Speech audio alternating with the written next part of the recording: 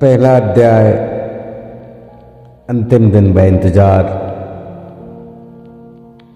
मन में खुशी पर गम भी। वैभव का मन आज सुबह सुबह उठते ही बैठ सा गया। परीक्षा का अंतिम दिन, घर जाने की खुशी के साथ साथ हॉस्टल छूटने का भी अंतिम दिन था। मुकेश, रवि, अभिषेक चारों दोस्तों में वैभव ही सबसे सुंदर व पढ़ने में होशियार था।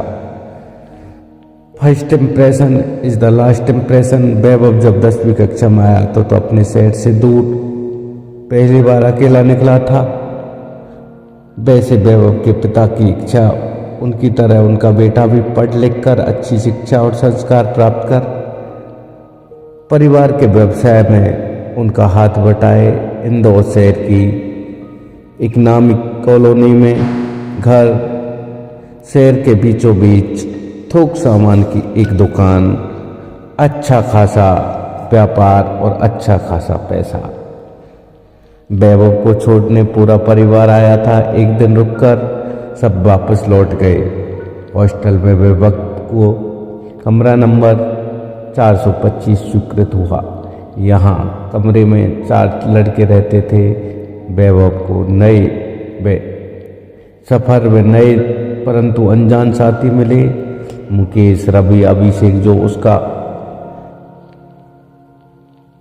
साथ निभाने के लिए उसके रूप पार्टनर थे। उसके विद्यालय में बड़े बड़े घरानों के लड़के लड़कियां पढ़ते थे। वैभव की कक्षा में भी कम से कम 10-15 लड़कियां पढ़ती थी। रिया, सीमा, मालती, सफीना।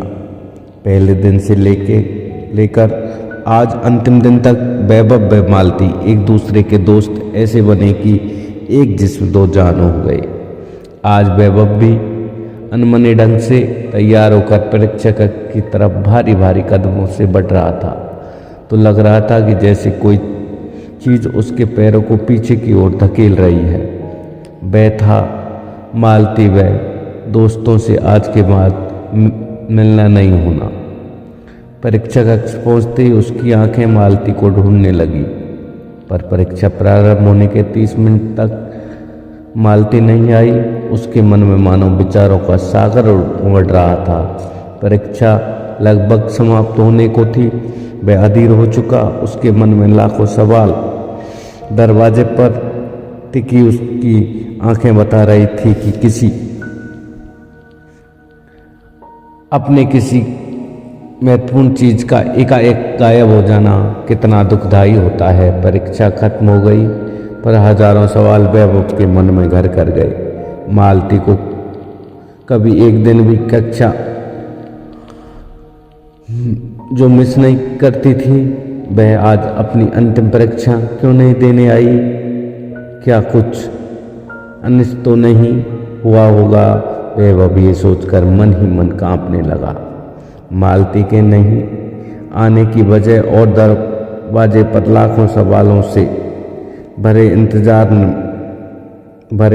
में वैभव पूरी रात सो भी नहीं पाया। अगली सुबह उसके पिता वैभव को लेने आ गए, पर वैभव का बिल्कुल जाने का मन नहीं था। अभी भी उसकी आंखें मालती को ढूंढ रही थी। कहीं अचानक से आकर कहे कि अरे बंदर, कहाँ गुम हो गए? गुम हो मैं तो यही थी। काश ऐसा होता, पर ऐसा नहीं हुआ। वैभव का इंतजार लाखों सवालों के साथ और बढ़ता गया।